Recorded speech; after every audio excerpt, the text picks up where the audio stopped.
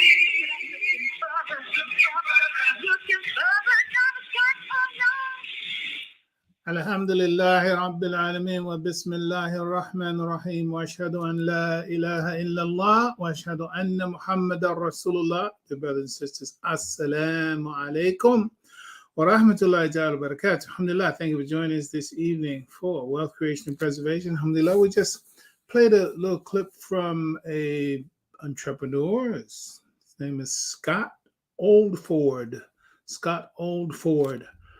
And speaking about harmony and balance and alignment and goal setting and achievement. Alhamdulillah, tonight we're going to be addressing the Qur'an's faith deed master principle for goal attainment. My co-host will be joining us very shortly, inshallah. Oh, shout it and shout. She's so you up in her. Assalamu alaikum. I am. How you doing? My computer, I have been on putting this electronics to work today. And you know, when you have too many windows open and you keep opening and close, they like, hold on, wait a minute, freeze. So I had to close all the tabs and start over. Yeah, wonderful. Alhamdulillah. Alhamdulillah. Well, it's great to see you always. Last time I saw you, last weekend, huh? About 6 days last ago. Weekend I was on TT duty. Yeah. That was good. Yeah. It's always a pleasure. I'm gonna move on and we're gonna get what you got. Appreciate your recommendation today. I mean, from the first minute, I was okay. Nothing else to listen to. Let's go. So let's go. I'm gonna turn you loose on it. Go ahead. Assalamu alaikum wa rahmatullah. Alaikum assalam wa rahmatullah. أعوذ بالله من الشيطان الرجيم بسم الله الرحمن الرحيم أشهد أن لا إله إلا الله وأشهد أن محمد رسول الله. Assalamu alaikum to our listeners on Blog Talk, as well as those following us live on YouTube and Facebook. Just to give you a heads up, I have a little story time because I am on the other side, coming to the other side of a cold. And, you know, when things like this happen to me, which is why, like I sent my dad this video, I have really taken on this journey of understanding our experience, our human experience, how we respond to things, how media can move the needle as to how you're supposed to feel today, how you're not supposed to feel today, what you're supposed to like, what you're not supposed to like. And I'm in this space of seeking to reject um, the media ideas that they say you should feel this way, you should think this way, your emotions should be this today because of that. I'm in this space of like really training myself to do that, because one of our lines for my company is control your narrative. And the narrative is in the language you speak, in the words you use, in the words you consume. And when we say things that we consume is not always in food. It's in the company, it's in the community, it's in the weather. It's like all of these things affect how we show up. So since I was little, I've always been intrigued with emotion, right? Intrigued with character. I'm a artist. Initially, I started in this space of arts. I was always intrigued by seeing actors, and I think that the bug hit me when I went to see my first theater play. And it was a very different experience seeing live human beings on stage as opposed to on television, because it felt real. It was real. The vibrations of the music, the seeing the bodies and the way they lit it, like there's a science to the whole experience. And so I enjoyed that part of it. And because I've always been a heavy daydreamer, I've always been strongly empathic, and even with my sisters, the way that we played, it was much like this experience of us channeling certain emotions and experiences and telling ourselves stories. So it was nurtured in that space. And I wrote my first play in sixth grade, and teacher Carla was our principal. Claire Muhammad School was telling me the story about that. And let me just draw you into what today's experience was. Like, it's right before we came on here, I watched a documentary called Give Them Voices, or Our Voice, or something like that. But it's a documentary about a August Wilson scholarship competition with young students.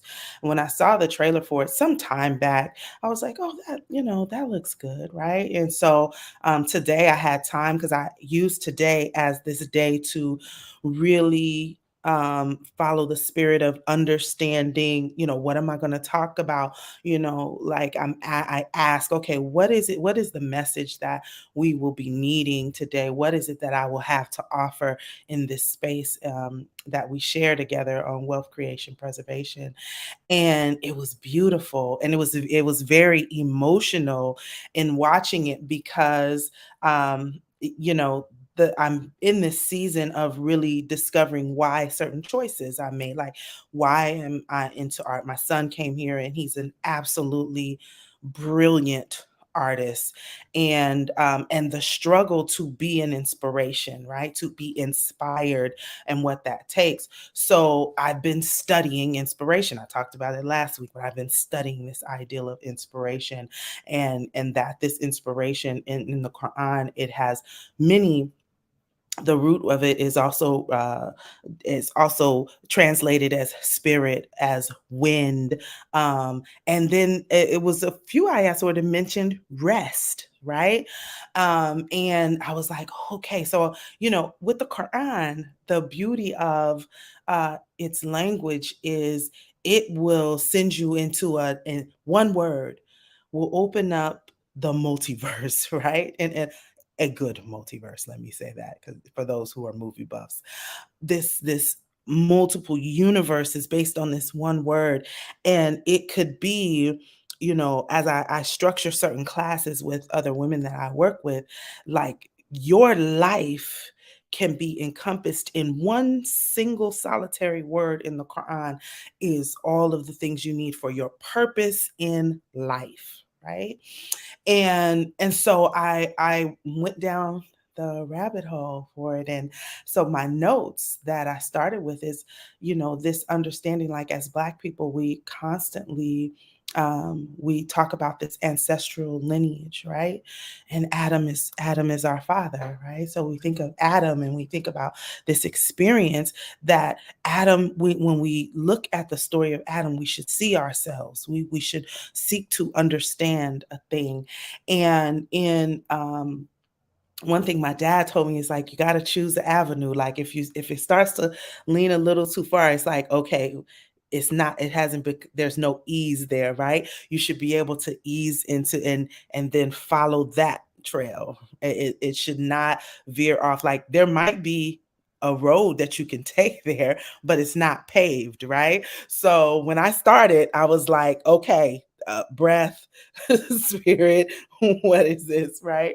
And so this ideal of listening, right? So what jumped out for me in watching this August, because I'm a script writer, is he said that when he would write, he was like, well, I want this character to say this, that, that. And when he went to the workshop, they said, no, the characters will speak for you. Like you'll hear them and you write who they are, right? Don't decide. You have to surrender to this process. And I cried because I know this to be true as a songwriter, as a script writer. Like, you hear the rhythm. Miles, he said he hears the rhythm. He was doing a interview and he said, are you always, he said, I hear music right now. Like while he was talking to him, he's like, I hear it right now. And to most, they don't understand what that process is, right? And to many, to an artist, we feel like such outsiders. Like there's something wrong with me. Like this is weird. Like why do I have these dreams and then I have these moments where there are things that I visualize and things like that, right? And so what I've learned to do is just dump all the thoughts, just all the thoughts, and then you start to move the Lego pieces to see what you build. And when I think about that, there's this energy of course, I have always been drawn to the story of Hagar.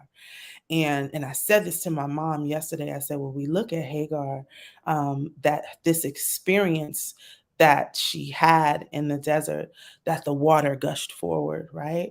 But when this water gushed forward, so that it would not flood, she had to create a boundary. There had to be something to give it logic, to give it a structure, form, so that you're not overcome, right? So when I think of us as women, it's easy for us to get emotionally overcome, right? And that's the water gushing for our bodies have a water experience monthly, right? When we carry a human being, they live in water inside of us, right? Like there's all of these things that happen, that we are a great deal of water. But what happens is we have to create the logic to house it so that it becomes functional, so that there is a means in which the regular human being can do that. We don't squelch it out, right? But we do offer it to logic. And it sent me in this whole other direction, even with the importance of marriage, right? That you honor the logic that your husband brings to the table, and he honors the water that you bring to it, in order to create a structure, to give it form, the form of community, the form of family, the form of marriage, the building of society, the building of culture through this marriage, right? Because this is what we bring when we come together to solidify a reality, right? And so when I was thinking about this ideal of Adam, like the best way that when we get to know Adam and know how he receives and how he received and what that language is, that we have to recognize what exactly are we listening to, right? And and in listening to what Allah has asked for us, then all of the resources that Allah says that we have access to, they bow, they surrender, they say, oh, okay, this is what Camila is asking for, because she is surrendering to what it is that Allah has asked for.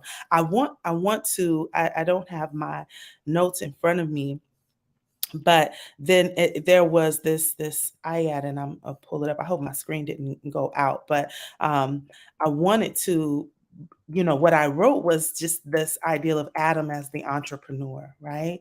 And that Adam learned. This is Surah 2, Ayah 37. The English translation was that Adam learned from his Lord a word of inspiration, and his Lord turned towards him, and he was all forgiving, most merciful. So when we look at this idea of, okay, well, who is structuring your language? Like, where are your words coming from? Like, what is this like? And this idea of words, the root is an action, and it can also be translated as conversation, like it says communicate, right? So conversation was the another translation. So when you're having a conversation, you're communicating. And so when you are communicating, who are you? Who do you want to communicate with? Right? Like Allah taught us how to communicate through salah, through nature, through the seasons. Like these are our means of communication.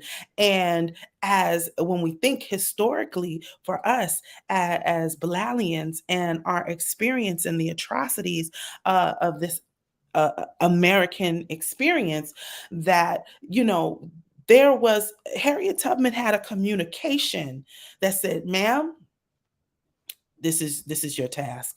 I know it's not comfortable. I know you may not want to do this, but it's like, okay, but it's good, it's right, it is a move for justice, it is in being obedient to what God wants for his creation, for humanity." When Nat Turner, even though he had the Bible, it's like, but it was God that inspired the interpretation that let him know, yeah, you know what, God has an idea for us, and this ain't it.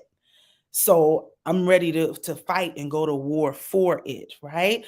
And so and carry on and on. Our Imam Muhammad, Rahimahullah, like that the language that he has given us laid the bricks and foundation for us to be independent thinkers, for us to understand that we have the most right to this book, to this scripture, to in order to call us back to our nature. And this beautiful part of it is that so many ways in society they have sought to pervert the idea of the listening, and we need to reclaim what that means to listen, to hear and obey, right? That this listening is about understanding the tools of what are you listening to and what is it asking for you to move forward with. So when it says that Shaitan caused Adam to slip, right, from a space of felicity, and I'm paraphrasing, because it was like it is his only task is to say you're not worthy. So the moment that you have a vision of something that is good for you, whether it's business, family, children, whatever, the moment that happens, and it's causing you to not engage that, we know that is shaitan. Is this good? Is it good for you to be married? Absolutely. Is it good for you to be an entrepreneur? Absolutely. Is it good for you to build and be charitable? Absolutely. Okay, anything that's telling you that you're not worthy of having that, doing that, moving in that direction, then we clear that is the shaitan, right? So on earth is your dwelling place for a time, right? And that this is further in that ayat, that this dwelling place is said, it also is translated as that it's with ease, that it would I'm sorry, I have to get this word, because I want us to leave with knowing that when we came here, it was not to be hard. Like one Wamata'un, I believe it's Wamata'un, is like means of livelihood, provision, right? On earth will be a dwelling place for a means of livelihood, provision. And there's other terms that made so much sense around that life is not to be hard. Like that's what I left with. I encourage you to go and take a further look at that. But this experience that if you're feeling stress and depression and anger, and that's not Allah didn't send us here for that, right? It is for you to explore it. It is for you to experience it and remember and be grateful, right? It is happening to us for a short period of time so that we can remember what it is that we forgot. When Shaitan made us believe that we should not be afforded and be worthy of the love and abundance that Allah has given us, right? So when we are here and you feel those moments, if there is something where you are chasing after a thing that is not for you, then you know that you are distracted. You are distracted from what is truly yours and what is your provision. It's like, I already have it here for you. Why are you looking over there chasing after a thing that does not belong to you? In closing, I'll say this. I put up a post earlier today and I was saying that, I'm getting over a cold, and in me getting over the cold, when anything happens to me, I don't care what it is, I always ask myself, I say, okay, something like when discomfort hits me, I say, okay, something ain't right, something's out of order. All right, so what is it that I got to do to get myself back into alignment? Because this is not normal for my body to be rejecting the activities that I've been having. And what I returned with is that, this ideal of chasing suggests that it is something that is unattainable. So people say, chase the bag, go get the bag. Or if you chasing after a relationship, or you chasing after that suggests that it is not for you. You're running after a thing when in actuality, the being and the fullness of who you are, you magnify yourself to attract what it is that is rightfully yours. You don't have to chase nothing. You you don't. You don't have to chase it. If you running after a thing, you could be running from what is yours. So in being the fullness, the best parts of who you are, the greatness of who you are, returning to your natural self, you'll find yourself sitting in the very garden that you slipped from. You don't have to run from it. All you have to do is be in it. Be full in it, show up fully in it so that it will find you. If you're running after a thing, like if you're running after something and you're waiting for a delivery, you could be missing out on what's rightfully yours because you're chasing after an idea that the society has given you. And that idea is a false idea that will never serve your soul, that will never give you the happiness that you seek, because you're chasing after something that was never for you in the beginning. So what better way to do it than to be like, okay, I surrender to where I'm at right now, and whatever is for me, I'm preparing this vessel to receive all of what is mine by showing up in my fullness and my natural self and returning to the thing that I forgot and nurturing that to make room for what it is that I seek to receive. So with that, I will stop and invite the Imam back into the room, inshallah.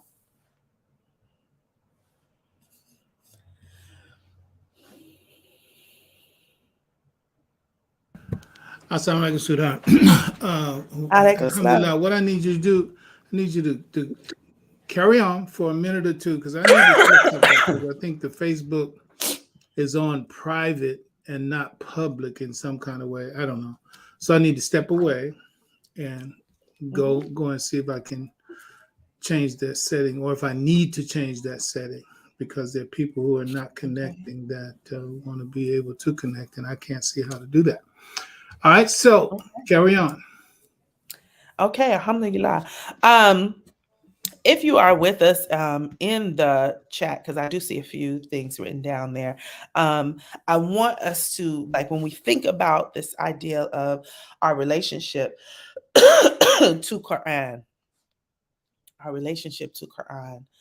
want us to create a time and space to really sit and ask yourself, what kind of relationship do you want with the Quran, right?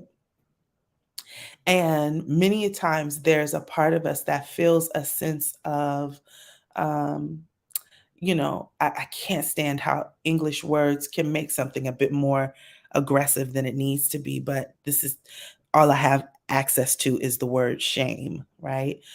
That there's sometimes a part of us, a part of us, our human shame, like, who am I to go into the Quran and discover some parts of me? Like, how am I qualified to do such thing? The moment you came earthside, you were qualified, right? And the resources that we have access to, the imam, other teachers and scholars who speak the language that you are accustomed to, a language that you understand and resonate with, will help to guide you through what that journey looks like, right? Don't let the ideal of I can't read Arabic stop you from going into the Quran and learning this language. It will fill you.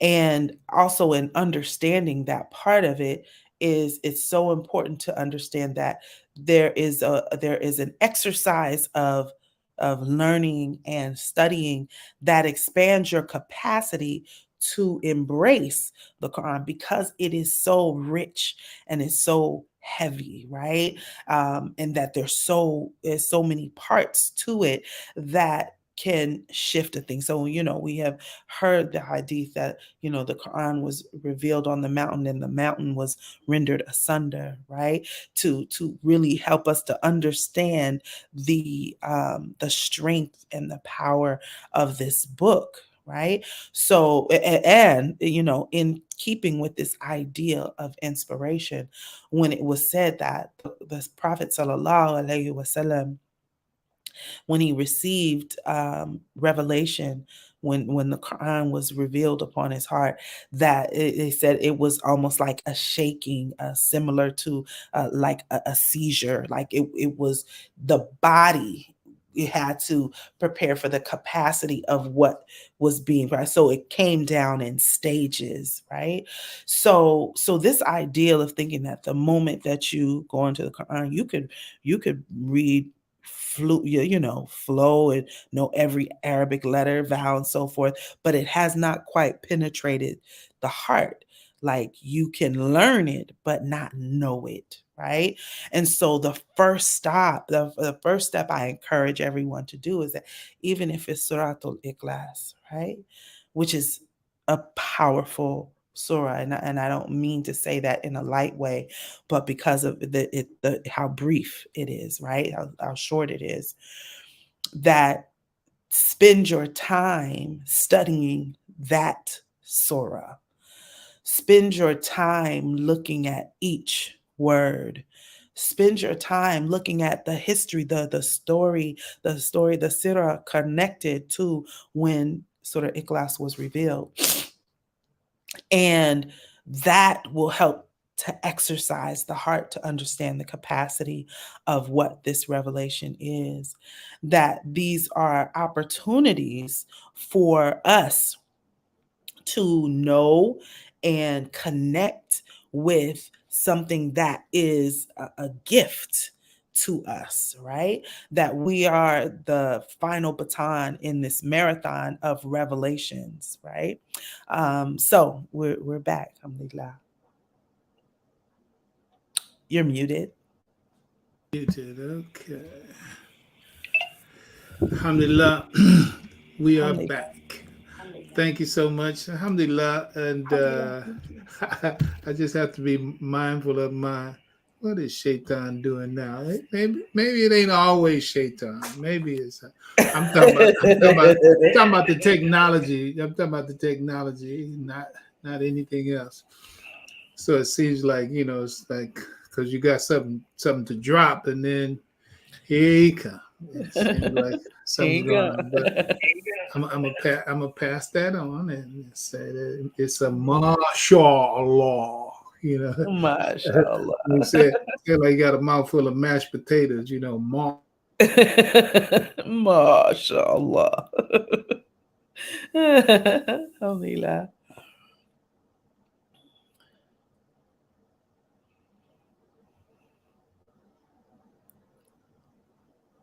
Okay.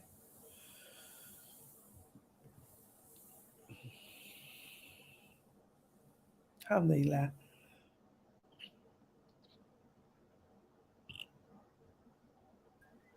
love you, but I got to push you to I the. love you more. Alhamdulillah, Bismillah. Yes, so beautiful. Alhamdulillah. So let's go with it, and we will be a little bit after the hour. I want to make sure that I cover the territory that I have in mind. Those of you who have been sending acknowledgments in the chat, we're gonna check in with those before we close out. So we're not ignoring you. We're just gonna we close the program out like credits to a movie with your salutations and greetings and kind words, etc. But let's get to this here. Need to share this.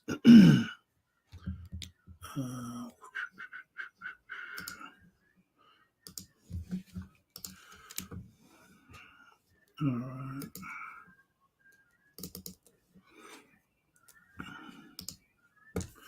So, alhamdulillah, what we're addressing this evening, Scott Oldford, was the person who we played about 8-minute clip that was under this title. I believe you're seeing the screen now.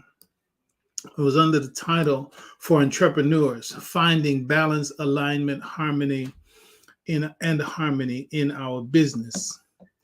And again, this is kind of like an initial prefatory statement that we want it to really get ingrained in our thinking and our understanding, taken for granted, that there are many, many materially successful non-Muslims.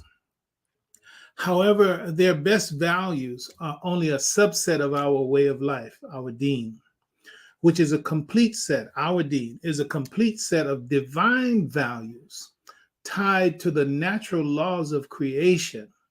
What we Muslim believers should take note of is that even their phenomenal success is upon only a subset, not even a whole set of life principles that they built theirs upon.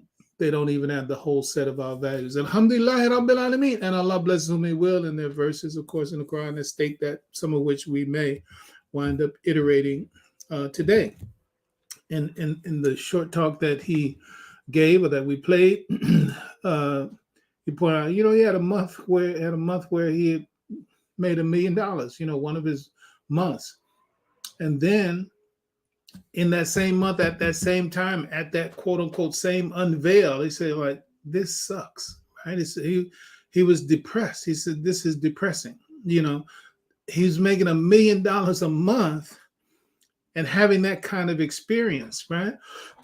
So the idea is that kind of success by someone who is not a Muslim, but when you look into it, you see it's upon a value that is our value as well.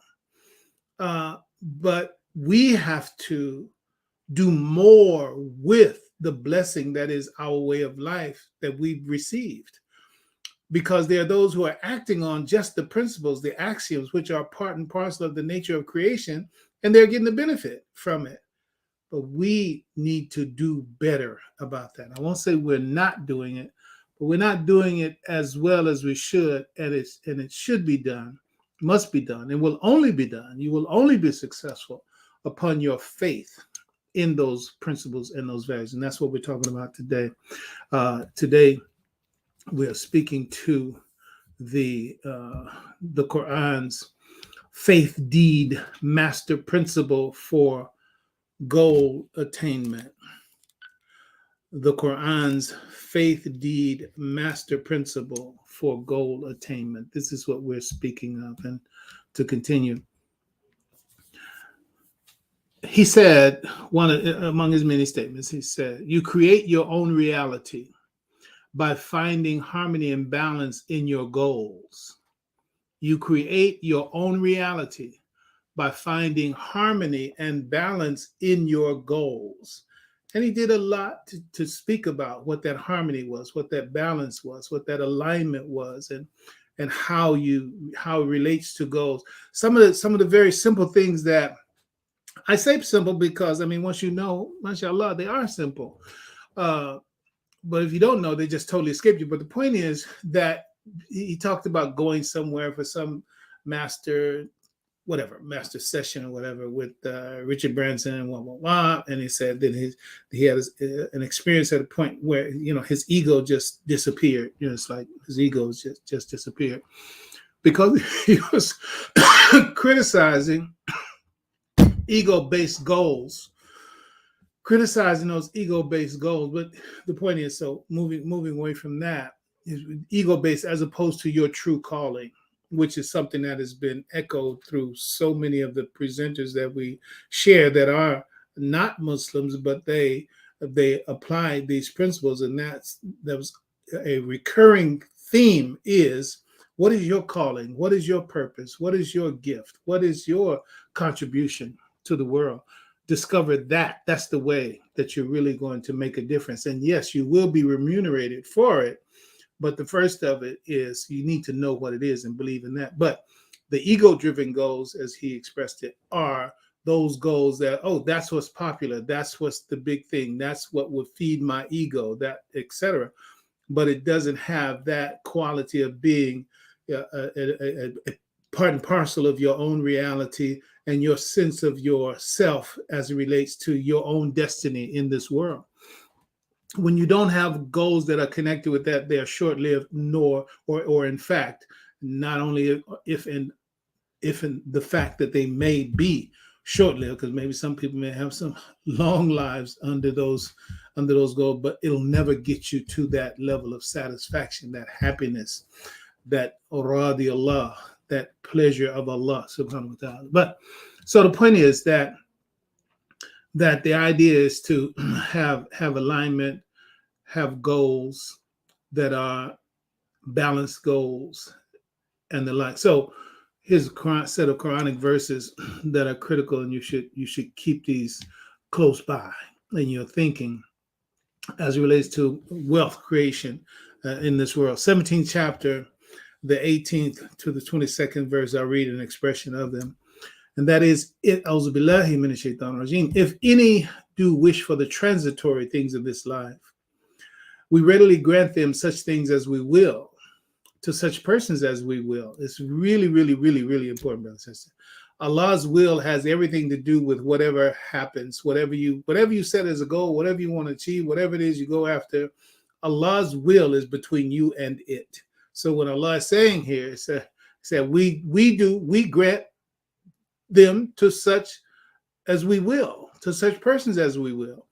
And in the end, we provide hell for them. And that's for those people who only want this world's life. In the end, we provide hell for them. They will burn therein disgraced and rejected. Those who do wish for the things of the hereafter, that is the life that comes after this life, and strive therefore with all due striving and have faith, they are the ones whose striving is acceptable to Allah. So that's the balanced striving. That's the harmony. That's the alignment. That's just one instance of speaking to it. That's the core of it. Strive for the excellent things in this world and also strive for their excellence in the life that comes hereafter. And that's a dua that we make all the time. رَبَّنَا آتِنَا فِي الدُّنْيَا حَسْنَةً وَفِي الْآخِرَةِ حَسْنَةً وَقِنَا عَذَابَ النَّارِ, and protect us from the fires of sin, the Imam points out to us, because that's what creates the hell for you.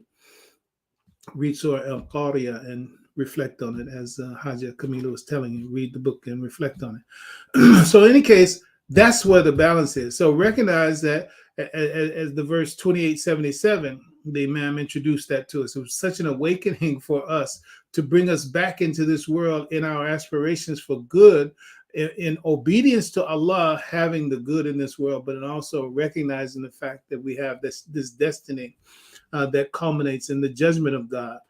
وَابْتَغِي فِيمَا أَتَاكَ اللَّهُ دَارُ الْآخِرَةِ وَلَا تَنْسَ نَصِيبَكَ مِنَ الدُّنْيَا.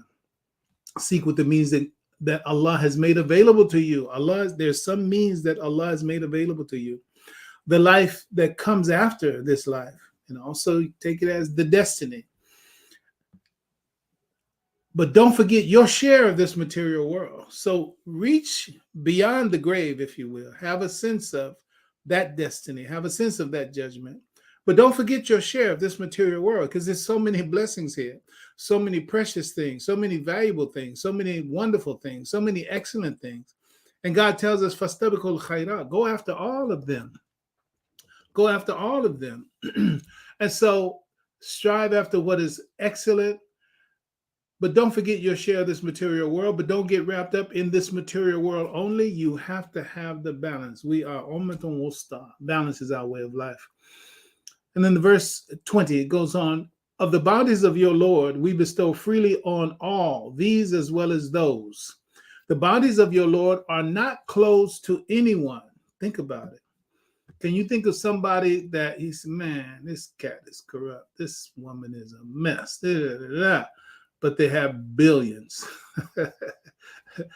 Allah, his bounties are open to all right, in this world. See how we have bestowed more on some than others. That's God again reminding you, it's my will, right? We have bestowed more on some than on others, but verily the hereafter is even greater in rank and gradation and more in excellence. Take not with Allah another object of worship, or you, O man, will sit in disgrace and destitution. All right, so that's a core set of verses that go to the idea, yeah, we believe in harmony, we believe in balance as it relates to our goals and our aspirations for as far as wealth creation and preservation is concerned. That's what we have to do. So that's a reinforcement how this particular presenter, again, is confirmatory to the value of Islamic values, of Quranic values. So let's get to some details here. Now, believe and do. Believe and do. This is how you succeed. You take that, believe and do. You have to believe, and then you have to do something. Okay? If you can believe, you can believe, but if you don't do anything, no good. Believe and do. Believe and do. And that is the constant refrain of the Quran. إِلَّا الَّذِينَ آمَنُوا وَعَمِلُوا الصَّالِحَاتِ. Those who believe and do. I'm abbreviating. Those who believe and do. That's it. Many of these comments that I'm sharing with you today come from what I don't remember. I can't even put a year on it. But look here, a khutbah from the past that under the title of "Put Your Faith in Action." Put your faith in action. Well, you got to slow down when you hear that. Yeah, I know. Yeah, you got to put your faith in action. No, listen again. Put your faith in action. So you want to get something, you want to have something, you want to accomplish something, you want to achieve something. You know what's going to help you have, and achieve that? Action. Action. So put your faith. Now, I didn't say into action. I didn't say put your faith into action. I said put your faith in action. So he said, you know what? Action is pretty trustworthy. Action is pretty good. Action usually tends to deliver on what it promises. So you know what? I'm going to put faith in action. Okay, now you with me. So believe and do. That's the overarching. principle. The mechanism for the transduction of intention and belief into reality. Listen, Haja Camila was just telling you about the words. You have to. What are your words? What is your vocabulary? Listen, words are constructed to hold and carry meaning, and in the meaning is the energy. That's often talked about. In the meaning is the energy. Meaning is energy. Meaning is energy, right? Now, very quickly for the students, I just have to mention it to you. So you've heard it before, but then take another look at it. God said he created us growing gradually from the earth, growing like a plant. All right. How do plants grow? Photosynthesis. Photosynthesis. What is the correlate of photosynthesis in a plant and the cognitive correlate, the spiritual correlate, the intellectual correlate for us as human beings? What is the photosynthesis of us? The photosynthesis of us is being able to read the signs in creation, because photo is a picture. Picture is a sign. Synthesis is and interpretation means the same. Synthesis and interpretation actually mean the same thing. Interpreterate, it means going between, right? Synthesis is putting things together. So photosynthesis is seeing the connection, seeing the union, seeing the correlation between a thing that you see objectively and what is abstract message, meaning, or what the information is. What is the information? The sun has information, the moon has information, the behavior of the star, moon, sun, plants, etc. They have information. You as a human being, you have to go in there and draw out that meaning so as to be able to apply it to your life.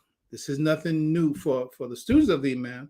Imam Muhammad has told us about, rahimahullah, creation-supported social logic. Creation-supported social logic. That's a principle. That's a principle, where you look at the creation, you read it, you translate what you're reading from that phenomena in creation and see what is its social mirror. What is it mirroring socially speaking? Then you take the logic from that, meaning the behavior of it, and then translate that behavior into society. Now that is creation-supported social logic. And so things should work as well as they do in nature. It's just thy kingdom come, thy will be done. All of this is how this is brought down and brought into reality. Everything I've just talked to you about, that's photosynthesis. That's photosynthesis. That's, you see a picture, you see a sign, you see an object, you see a phenomena, you abstract from it. Well, what does it mean socially? What does it mean cognitively? All right. And what does that look like in application? That's the translation. So therefore, just like the sunlight is converted into food and energy for the plant, then so the plant is fed by and through that process of photosynthesis, and that's how it grows. Well, that's how we grow as human beings as well, when we have a greater capacity for reading the nature of creation, interpreting it as it applies to society, and institutionalize it with some kind of structure, some kind of behavior, some kind of, structure, institution. All right, so yeah, I know I went a little further than I wanted to go on that, but mashallah. So here, all that had to do with what? It had to do with words, because you hear that word transduction, and okay, I'm checking it out. Here we go. Listen, the only way you're able to hear what you're hearing is transduction. The only reason that you're able to see what you're seeing is transduction. The only way you're able to smell what you smell is transduction. The only way you're able to taste what you taste, transduction. The only way you're able to feel what you feel is transduction. So you can simply look it up. But the point is that let's go with sight. When you see something, that thing is not literally in your head. That thing is outside your head. But if you were blind, you wouldn't be able to see it. It would still be there, but you wouldn't be able to see it. What's happening when you're seeing it? When you're seeing it, there's light coming from that object, and that light is entering in and striking on a mechanism in the back of your eye, and that light striking on whatever, the rods and cones or whatever in the back of your eye, that light gets translated into electrochemical signal, and from your eye, it sends that message to your brain, and your brain reproduces an image of what you're seeing out there. So that whatever you're looking at, it doesn't matter. That thing is not in your head, right? Let's go with my watch. My watch is not in my head, right? But the light striking off of it, and then the light going into the retina, and the retina forming the electrochemical messengers, and then it goes on. Then it gets to the occipital lobe of the brain and said, "This is what you're seeing." Effectively, this is what you're seeing. What was all that? How did that thing stay out there, but also still get into my head so that I can have a sense that is there? Transduction. Same way with smell. That's what happens with the chemicals. With hearing, it happens with vibration. With touch, it happens with tactile senses. All that transduction. Okay. So the point is that transduction is the translation of one thing into something else. The translation of one thing into something else. We're talking about something that is not existing and bringing it into existence. I'm saying to you, the beginning of the things that we're talking about creating, it's like whatever it is that you don't have right now, whatever it is that you're going after, then you're trying to bring it into reality. Excuse me. You're trying to bring it into reality. Well, there's going to be some transduction involved, because wherever it is that you are trying to achieve, acquire, let's do something quick. Whatever, car. Let's just say I want a car. Okay, you want a car. Okay, well, there's got to be some transduction going on, because it is where it is, but you want to get it to where you are. In order for you to get it from where it is to where you are, there has to be some transduction happen. In order for me to be able to see, feel, taste, touch, smell, whatever it is that's out there, then I have to have the machinery, the mechanism, the apparatus that makes that transduction possible. I'm saying to you, the transduction of what you don't have to what you do have is a process of transduction. And the transduction is between your intention. Excuse me, I have a little cough drop in there. Your intention gets transduced into a reality. I can go fast and go slow, but let me just slow down. It looks like I'm only going to get to this place. Allahu Alam. Let's go. So here on the left, let's just go slow, because we're talking about how intention and belief becomes a reality. Okay, let me go ahead and highlight that for you. This is what we're talking about. What is he talking about? He's talking about the transduction of intention and belief into reality. What is he talking about? He's talking about the transduction of intention and belief into reality. Okay? All right. So now, let me help you out so you can understand what you're looking at.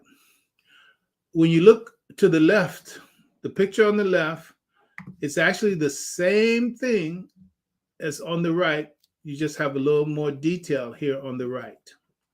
All right. And this piece that's in the middle there is talking about this transduction here. All right. Both of these arrows are talking about something moving from here to here. And the first segment, it says your will, your intention, your plan. Okay. I use the example of a car. Okay. You have the will, you have the intention, and you will have to have a plan to get the car. Going back to when I kind of diverged a bit in our conversation, the gentleman said that he had gone to this master session with Richard Branson, blah, blah, blah. He said at that time, his ego just kind of dissolved. And he just started writing these goals. He started writing these I want to do this, I want to have that. 3 pages, blah, blah, blah. So he still has them. All right. Well, see, that plan is actually the first part of the manifestation. I'm going to use that word, but when I say manifestation, don't jump to what you think you've always heard about man. We're not saying the same thing. I don't want to say the same thing. Okay. But I know that's a word that we use. But the point is that a plan, listen, please, a plan is a mechanism. I know we're used to thinking about mechanisms as something that has many parts, like a car is a mechanism, whatever, doesn't matter. Mixing bowl machine, whatever, mechanism, right? No, a plan is in the universal scheme of reality, a plan is a mechanism. Believe that. Because without the plan, you can't get anything started. And where does the plan come from? The plan comes from your will and intention. If you intend to do something, first step into 3-dimensional reality is the plan. If you don't have a plan, how many times have you heard this? People don't plan to fail, they just fail to plan. Why? Because it's a law in the nature of creation that there is a plan, that there be a plan, right? So the beginning of this transduction process calls for a plan. So I put them all in one package right now. Will, intention, plan. So that's where you are. You're sitting there with your will, your intention, with your plan. The destiny is for that plan going up is that the material creation of the will, intention, and plan in 3-dimensional space and time. You want to see that car in your driveway. I'm just using that because it's just easy to talk about, right? Nothing wrong with it. Yeah, some people need a car, so that should be your plan. That's good. Alhamdulillah. All right. But I don't want it to, I don't want you to make the mistake and trivialize what I'm saying, because I'm not really concerned so much about any material thing that we accomplish. I'm concerned about being able to know, look, this is the process. So you can go after as big of a matter or big of a thing that you want to. Doesn't matter how big, how small. But the point is, you need to know the process, the mechanism for it. And that's really what I'm talking about. All right. So it starts with will, intention, plan. And from there, and the ultimate destiny that you're seeking to achieve is the material creation of what you will, intend, and plan in 3-dimensional space and time. You want to see that car in your driveway. That's that. That's what you want. Okay, you got to have that. Okay, but it's not just poof, poof. It's not just get up in the morning, affirmation, look in the mirror, you're great, you're wonderful, da, da, da. Not to belittle that, but I'm just saying that that's not how that thing gets in your driveway, right? Remember, you have to put faith in action, right? You have to believe and do. Well, what are you going to do? Your doing has to be based on your plan. And your plan has to be a good one, and you have to believe in your own plan. Okay, so now let's go to this little middle piece here. At conception, that is, when you form this will, form this intention, and certainly when you write that plan, at that conception, you simultaneously, meaning at the same time you form that in your consciousness, it also virtually, not 3-dimensionally, virtually, it's not concrete, it's abstract, but real, in a dimension that it exists, that exists, right? And simultaneously and virtually forms in a particular field of the source of all things. That's not Allah. I'm not talking about Allah when I say the source of all things. I'm talking about in 3-dimensional space. I'll tell you, it is a fact, and this is the point. I just have to tell you these things. You've heard these things, and I don't know if you've been on the fence about it, having heard it before, but let me tell you, with regard to quantum fields, quantum field, 0-point field, all the rest of that, get off the fence.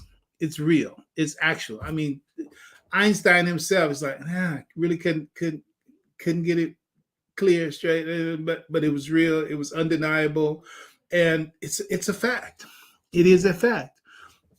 The difference for us as Muslims is that those people who discover that and confirm that and affirm that experimentally and demonstrate that, it's like, yeah, good. Okay, so now let's go further and get the understanding so that we can have the final answer for what reality is or what have you. See, so they're pressing on without many of them. There are those who believe in God, no doubt about it. But there are many of them who are thinking that, okay, when we're going to get to a point to be able to prove that there is no God. That's not necessarily their total aim or what have you, but there are those who take scientific discoveries as a basis upon which they can deny God. Okay, well, that's their problem. But for us, when we get the science, please listen. When we get that science, I'm gonna have to write on my little plate right here so I can get it to you. Look at this. SIGNS.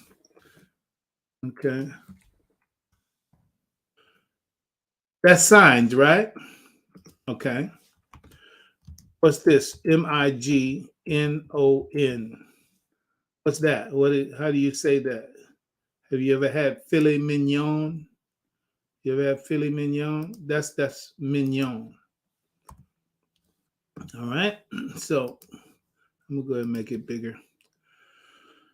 It's gonna mess up the space a little bit, but mashallah. What's more important is, okay, so you have science and you have mignon. Yeah, pardon me, you have science. I gave up the punchline. Mignon. So then how do you really pronounce this word? If this is mignon and you get nyon, you get this here, well then that's what also happens when you switch this up. Science. Same thing. It's hidden in plain sight. The signs is the science. The signs is the science. A lot could be said about it. But I just want you to understand, we say you have to believe in the signs and follow the signs and read the signs. It's a statement about science. All right. So go with me. So scientists make these great discoveries as Allah created the intellect to make such discoveries, right? He created the intellect makes those discoveries. Now, the believer, I'm talking about the believing science, even and who is not a Muslim, yeah, Muslims for sure, but even the one who is not a Muslim and a scientist, right? They look for the meaning and the understanding, i.e., from God about this. Our blessing is, as believers, that's standard for us. We don't have to deviate from our religious system. Okay, well, we're going to have to step away from our religious system and we have to think about it this way. I know this is not supported in our religious system, and I haven't rejected our religious system. But we need to look at this a little bit differently than maybe what's been said in the Bible or maybe what's been said in this book, whatever. But for us as Muslims, that's standard. For us as Muslims, reading the signs is to take and I'm saying to you right now, just like I talk about the transduction. Transduction is a real process, and it's a process that can be understood and is understood and is taught academically, intellectually, scientifically, materially. It's taught and it's learned, and people use it. Our doctors help us with all our senses that might not be working on the basis of that, and that's good. That takes care of our material life. But as Muslims, believers, and servants of Allah, we start with the understanding that everything in creation is a sign in which Allah is communicating. He has preserved information in it that through that sign, he means for that information to reach us. God created it, embedded information in it. We call it meaning. He created it. He embedded information in it. The meaning is there. And then God tells you, reflect on it, think on it, study it, observe it, understand it. That's what God tells us. So the reality, sun, moon, star, and everything else, right? This is Abraham, literally what I'm talking about. So then when you see this material thing, let's get back to exactly what I'm trying to get you to appreciate. This quantum field,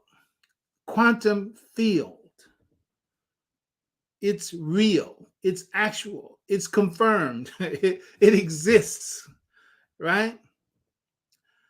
So therefore, it's a sign, right? So you have to look at it and say, okay, it's a sign. It's telling me something about something in my life. This is what it's going to be today, brother and sister. But I did already tell you we're going to go a little bit longer. So I'm going to take a breath. Stay with me.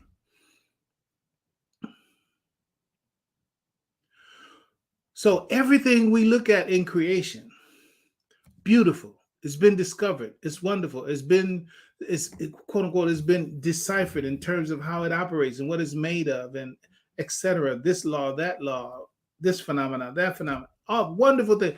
But that's just like a textbook. When I say but, that's just like, and that's just like a textbook.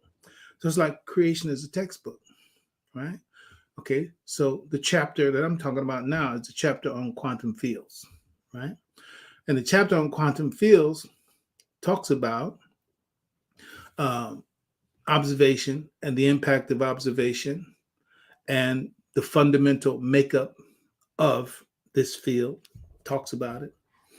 It's a reality. And it's influenced by thought.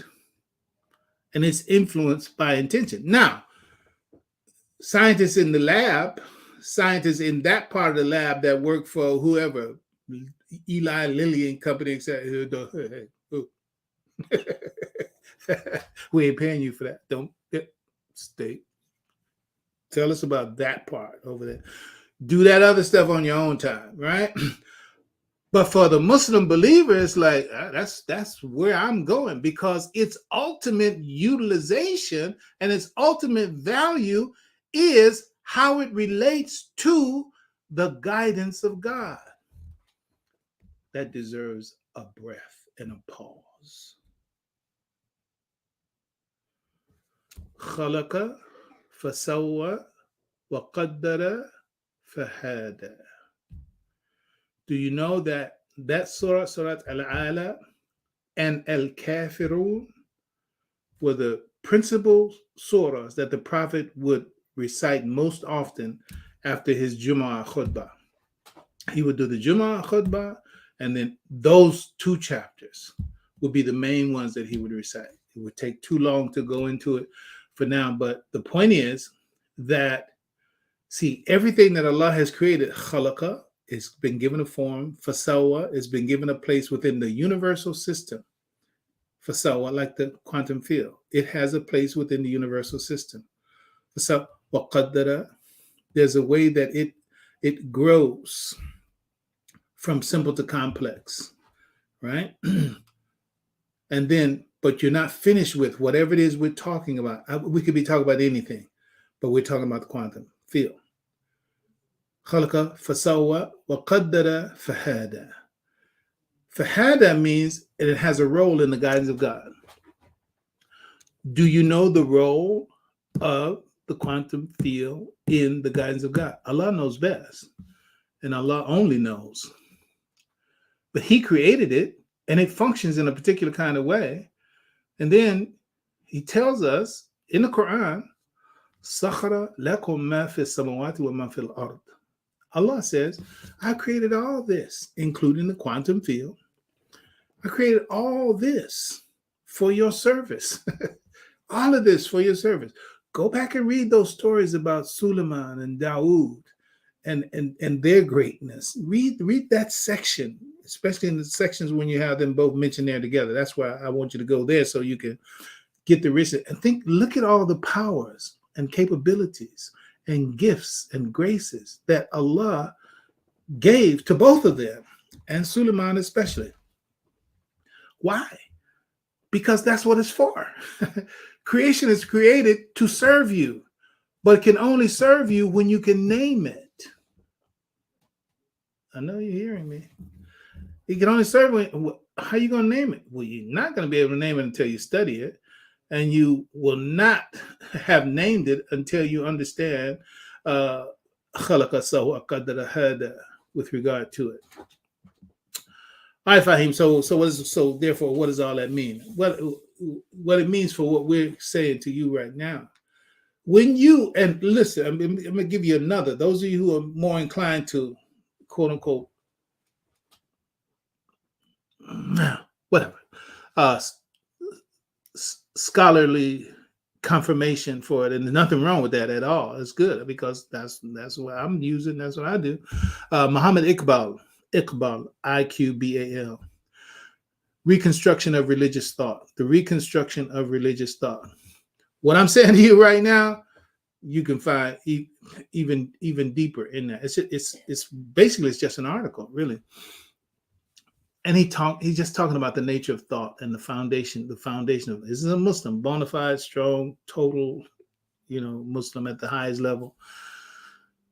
And so what I'm saying, you can find what he's speaking of also as a confirmation of this scientific reality here of the quantum field. What I'm trying to get across to you is that there's a source of power. Oh, I'll give you another place to go. The field, literally, you call it the field, the title. And the woman's name is Lynn McTaggart. Lynn McTaggart. And I think she also has another one called the Intention Project. So I'm just saying, laying out to you some sources where people have unpacked some of this material for us. Okay. So when you understand that Allah has created what He has created for it to serve us. It's not going to serve us until we know it. When we know it, because that's when the angels bow. The angels bow when you can name them, and naming them is actually a scientific process. So the point is, when you understand these things that we're talking about, then the power of those things come into your access. And that's by God's design. Okay, so what am I saying? I'll read this. Let me go ahead and read this line then. At conception, it simultaneously and virtually forms in its particular field of the source of all things. The source of all things for this reference is the quantum field. It is the quantum field. And 67, 1 through 4, right there, it's talking about the unitary, that is the singular nature of reality. That's what those verses of the Qur'an are talking about. That go out, search the heavens and the earth, and see if you can find any seams in it. See if you can find any seams in it. There are no seams, no breaks. Everything is one. Everything is connected. Everything is connected. That's what our Qur'an says. Everything, and there's no doubt about it. I'm just saying it because the Qur'an says it, but there's no doubt about it. Okay, so what does that mean? That means I'm connected with the seen, and I'm also connected with the unseen. Do you know that the majority of the universe that we are in right now is, I'll use a number like 90%. I know that's safe. 90% unseen. Dark matter, dark energy, what we see in the quote-unquote visible universe, all the Hubble telescope and whatever the latest one was that went up there, it's like all that visible universe is less than 20% of the reality of creation itself. And dark matter, dark energy is not fully understood by the scientific world. But what we're speaking about now in terms of this field is there. So that being said, brother and sister, when you look at when you look at when you look at what that reality, that unity, and the reality that you and I are a part of it. When you conceive of something, you are actually creating it, but only virtually. Now, what you have to do is begin to act on that conception in order to move it from where it is virtually to where you are actually. Let me read this paragraph in the middle here because this is how that happens. So believe and do, faith and deeds is the master idea. There's a mental aspect of creativity, which is believing, knowing, intending, attending, visualizing, mentally rehearsing, having conviction about something. That's the mental side of creativity. Without any of those things, you haven't even got started. All right. And those are the works of the abstract body. The illustration here is like that more kind of atomic looking thing. That's like the abstract body, right?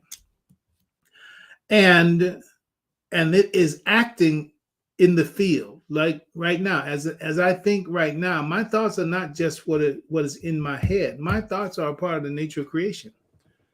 My thoughts are a part of the creation itself.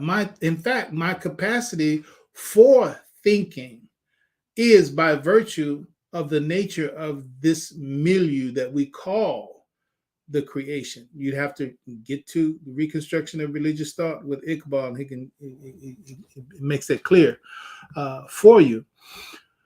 So therefore, the idea is that you have an abstract body and you have a concrete body. The abstract body is the source for your beliefs, your knowledge, your intention, your attention, your visualization, your mental rehearsal, etc. All that's coming from your psychic body, another way of saying it, your abstract body. All right. Now, so that's where your belief is. Your belief is in your abstract body. Your belief is in that body, which is the real you. That's where your faith is, right?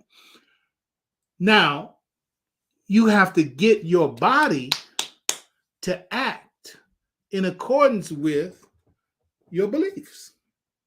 It's like, okay, if my body is my horse, right?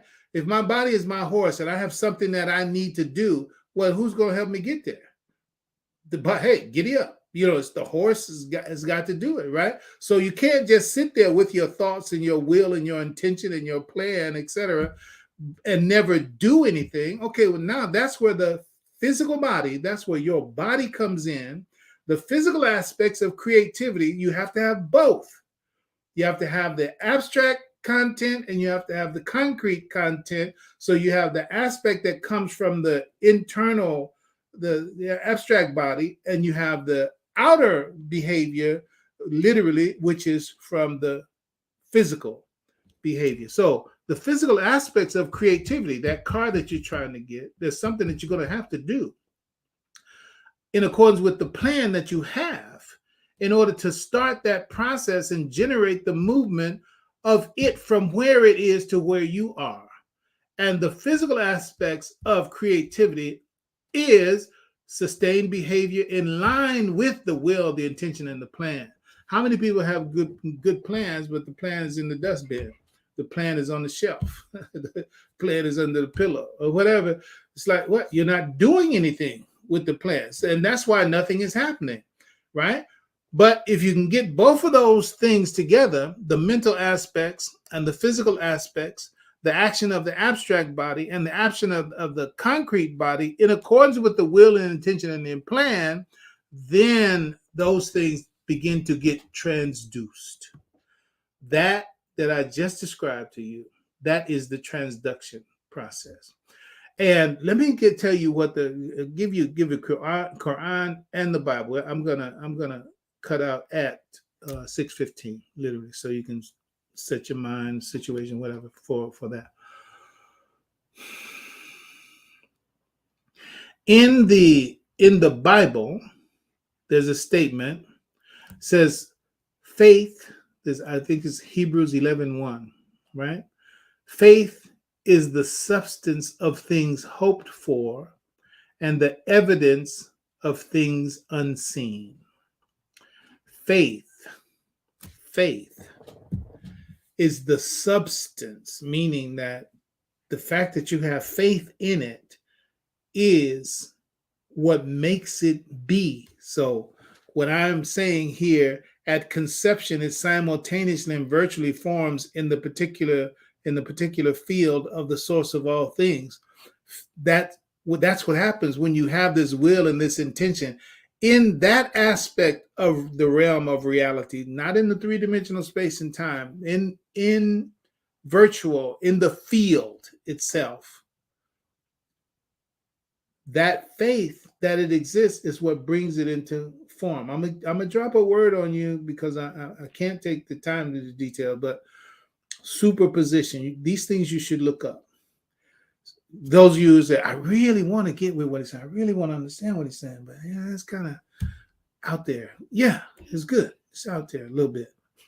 So, superposition, quantum field, get that. Because the point is that in the creation are all possibilities. But all of those possibilities don't take on a particular form until someone forms an intention and a will for them. It's all possible. It's all possible.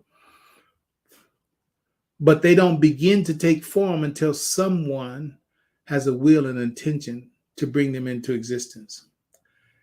And they first come into existence only virtually. But the very fact that you have faith in it as a possibility, it begins to take on virtual form. So faith is the substance of things hoped for and the evidence of things unseen. Meaning, you believe in it, then that means that you have given it a virtual form in the field. I'll just call it now the field. You have given it virtual form in the field. I don't see it. You don't see it. But once you really have faith in it, it exists. And the very fact that you have faith in it is the substance of its existence. When you lose faith in it, then it ceases to exist. It's virtually no longer is form. Why? Because you lost faith in it. But as long as you have faith in it, then it exists in that form. The substance of things hoped for and the evidence of things unseen. Now, brother, but we believe in the Qur'an, so yeah, you can't just use the Bible as, but no, I don't. I don't. But we believe in what was revealed to the prophet and what was revealed before his time, right? How do you know what's revealed? When it's the truth. How do you know it's the truth? Well, the Qur'an is al-Furqan. It's the criteria, right? So, Prophet Ibrahim, alayhi salatu wasalam, 53, 37, I think, 37 through 40. So 53. So, listen to what it says. And you've heard it 100 times. I say that easily. Man can have but what he strives for. You've heard that before?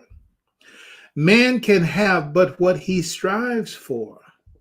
Now, here's where, like the Scott Oldford in the beginning of the broadcast today, he said, most of us don't listen. We don't listen to our body. We don't listen to our soul. That's what he said. We don't listen to our body. We don't listen to our soul. We don't listen to our heart. So I'm inviting you. Listen when I say this again and see if you hear something a little bit different. Man can have, and in fact, that's another thing. It's what the Quran tells us. I believe it's 39:18. I hope I'm right. I think it's 39 chapter 18 verse. Look it up. The believers are those who seek to hear the word and follow the best meaning in it. They seek, that's the word in the verse, astema'. They seek to hear the word and follow the best meaning in it. So there's multiple meanings in it. So let's see for what we're saying now, what kind of meaning can we have? Man can have but what he strives for. Then what? Soon what he strives for will come into sight.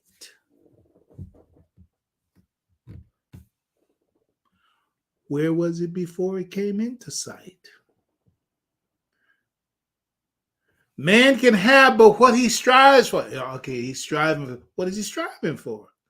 What is he striving? He's striving for something what? That he can't see. Man can have so he's striving for something that he can't see. How you know he can't see it? Because God says soon it will come into sight. So that means he can't see it. But what is he striving for? He's striving for something that he believes is there. He's striving for something that he believes can be done, can be achieved. Man can have but what he strives for. Then soon will what he strives for come into sight.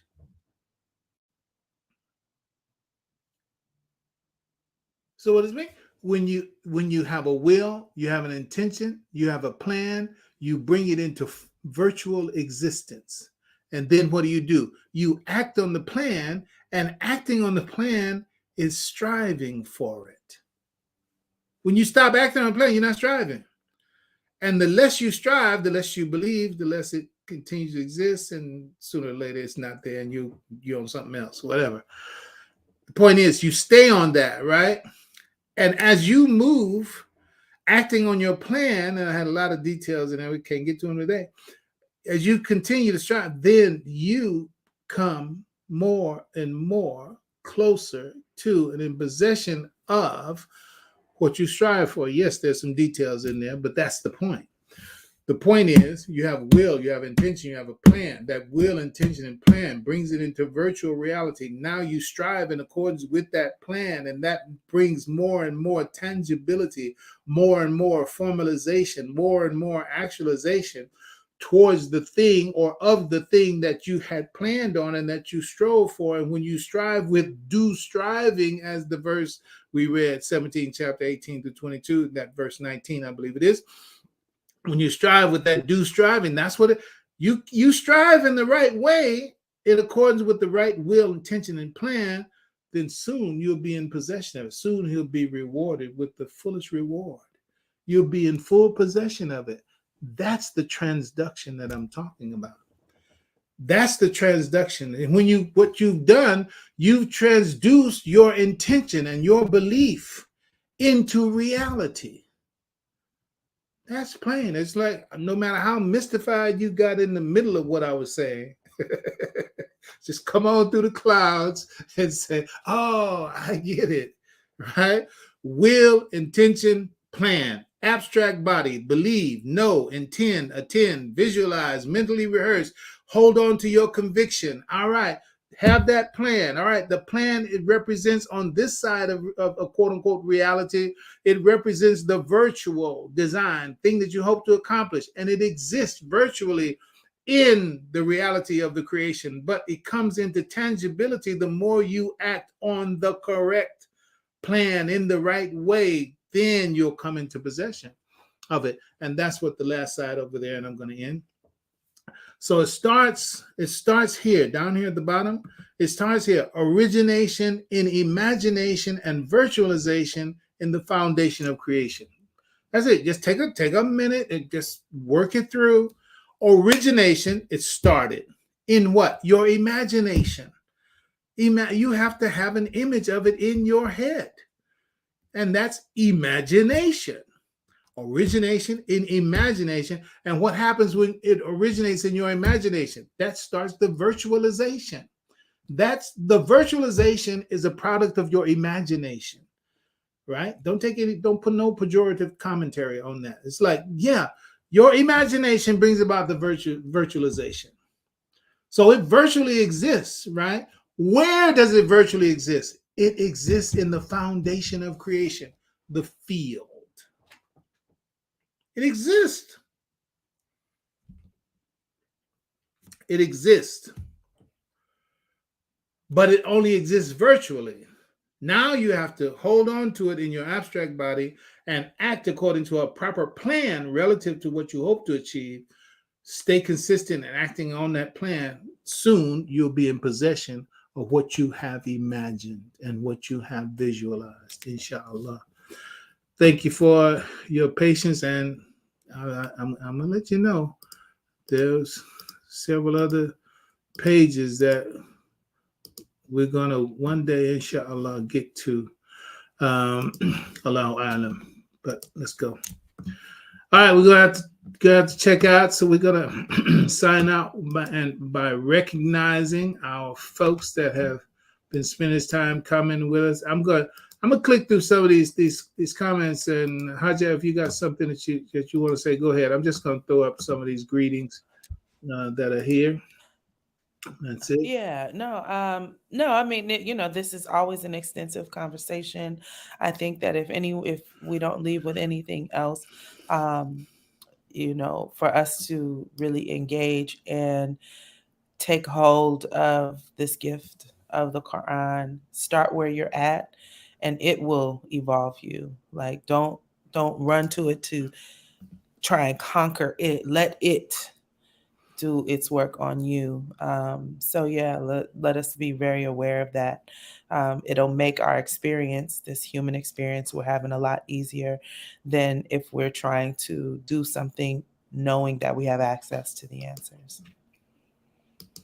Alhamdulillah. And I think I've had my email up for the whole broadcast, and I'm doing that deliberately. So, like, if you have a question or something that you want to get a detail or a comment, a question on some of the things I said, because one of the things that I never want to do is leave anyone, quote unquote, confused. That's the last thing I'm going to do. Yeah, confused. absolutely. And questions, you ask questions. The Prophet, peace be upon him, said the right question is half of knowledge. So your question, you may unlock a very big treasure in yourself just by asking your question. And inshallah, I would hope you take it that obviously there are a lot of things that I've studied that I can't elaborate on, but I'm also very willing and interested to share those things that I don't have the opportunity to complete or flesh out maybe on a broadcast. And I don't want to leave you without the benefit of something if you're ready for it in terms of that question. And I'll reply as time and opportunity permits. So if you have a question, don't hesitate. Don't hesitate. You want some clarification? If you've already been looking into something and you're trying to connect a dot that you think that maybe I can connect that dot for you, it's an invitation. It's an open invitation for you to do so. Okay? All right. That's going to be it for us. Everybody, thank you so much for joining us. Allah's peace be on you. Have a wonderful evening. Assalamu alaikum wa rahmatullahi wa barakatuh. Alaikum salam. All right.